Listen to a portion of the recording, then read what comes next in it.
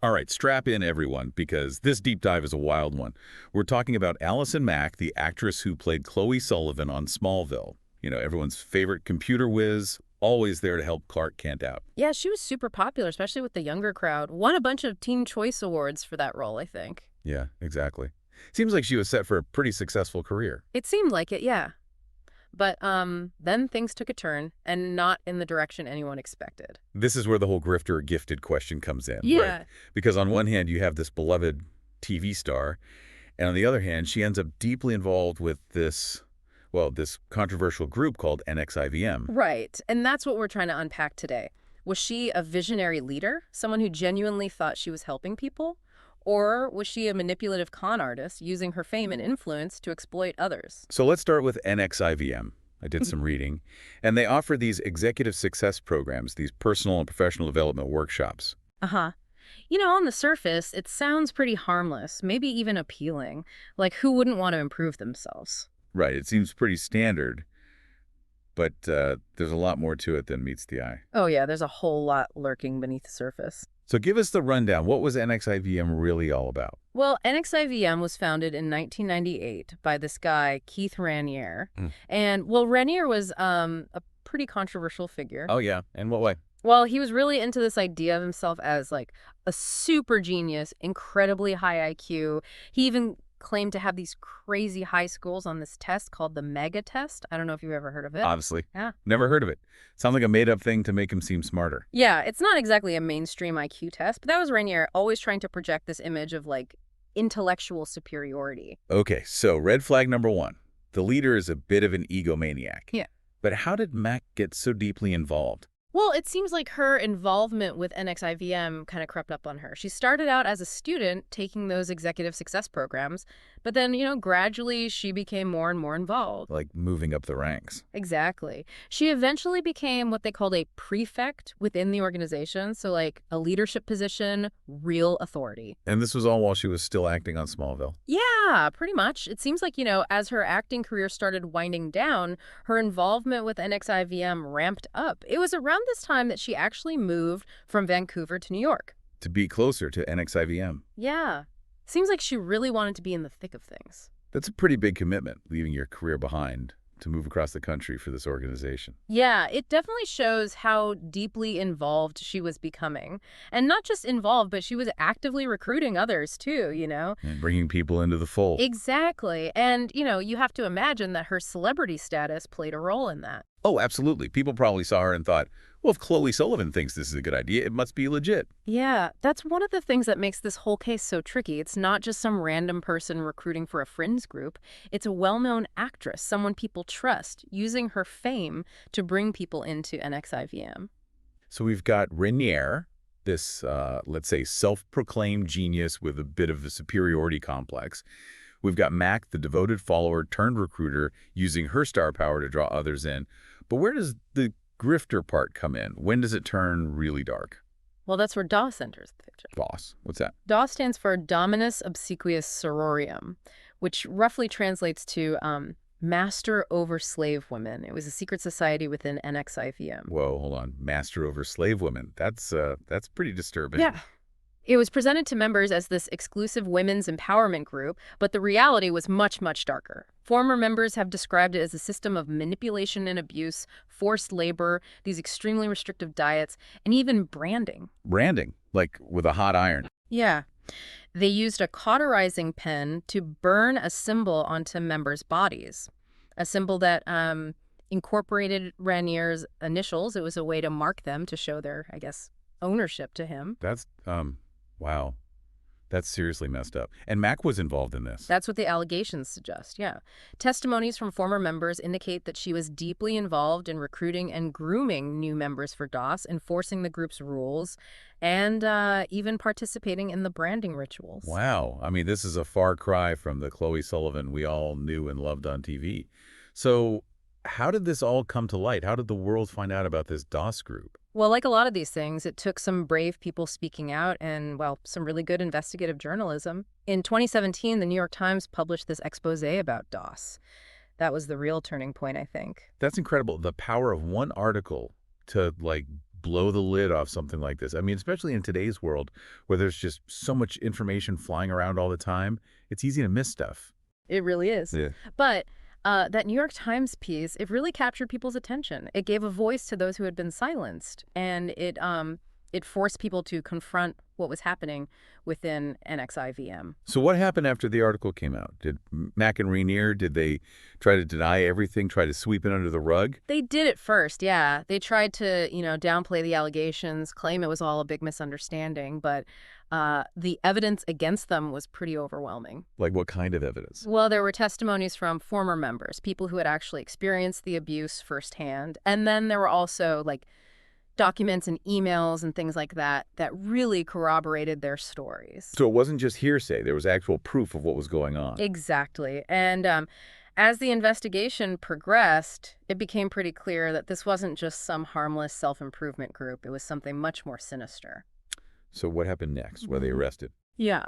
In 2018, both Raniere and Mack were arrested. They were hit with a whole bunch of charges: sex trafficking, forced labor conspiracy, racketeering, the whole 9 yards. Those are some serious charges. Yeah. What was Mack's reaction? Did she try to claim she was a victim, that she didn't know what was going on?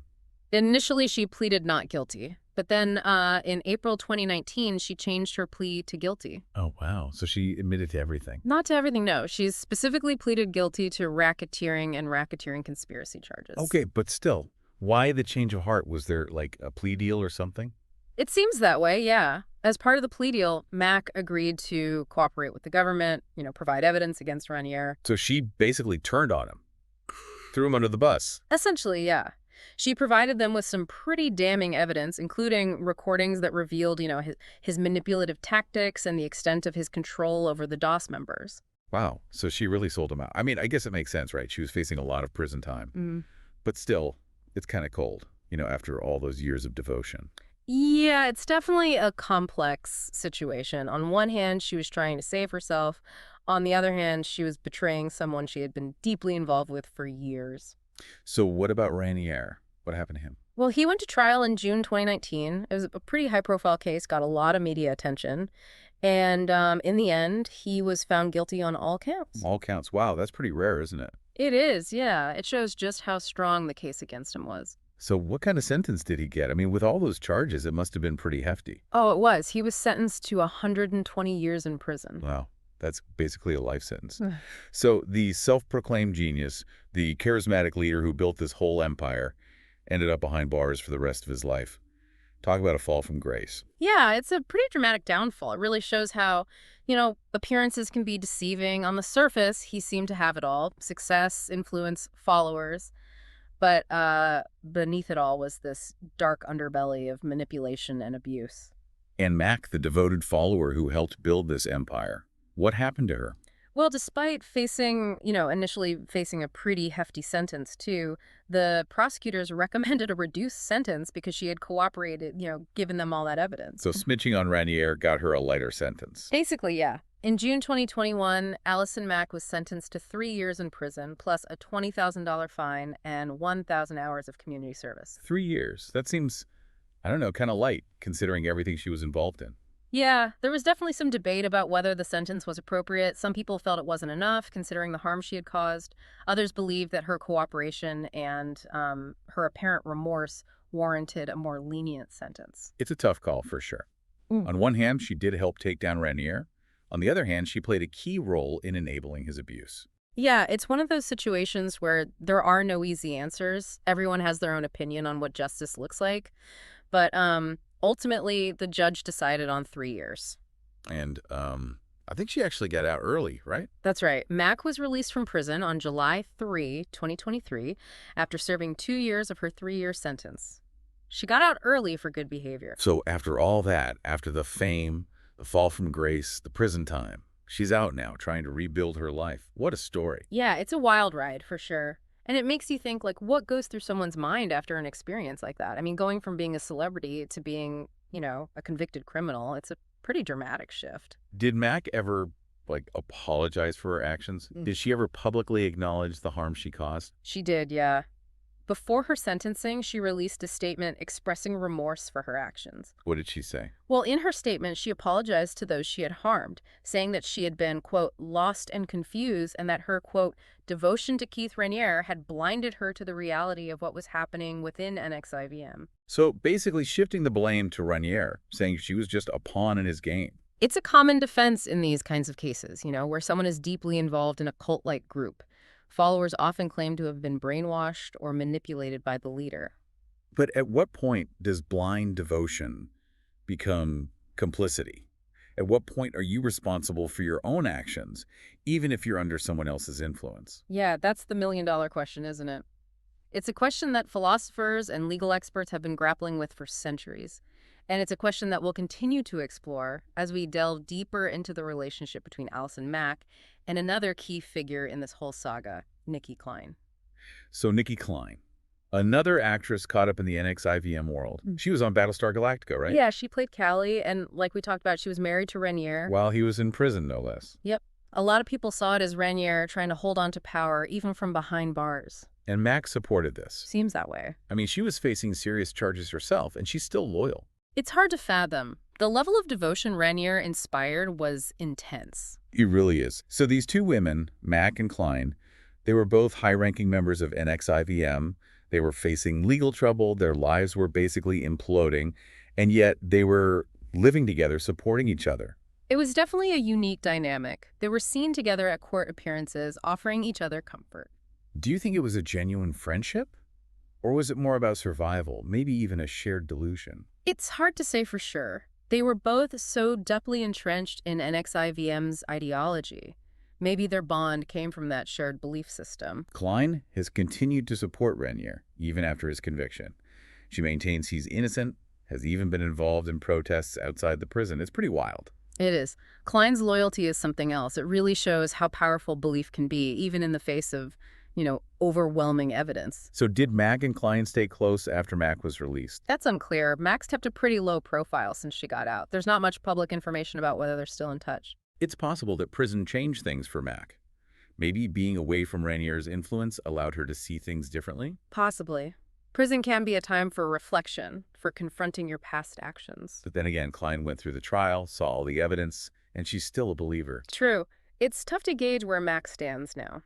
So, in the end, what do we make of Allison Mack? Was she a victim?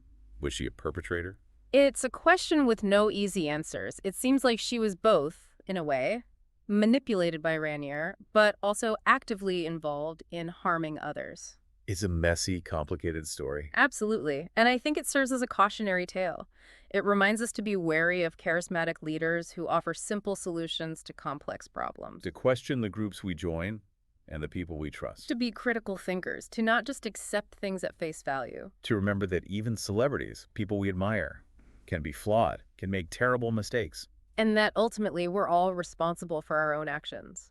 Well, that's our deep dive into the life of Allison Mack, a story of fame, manipulation, and the search for truth and accountability. A story that leaves us with more questions than answers. Thanks for joining us on this journey. Until next time, stay curious, stay skeptical, and keep asking those tough questions. And remember, in a world of grifters and those claiming to be gifted, it's up to each of us to decide who to trust and what to believe.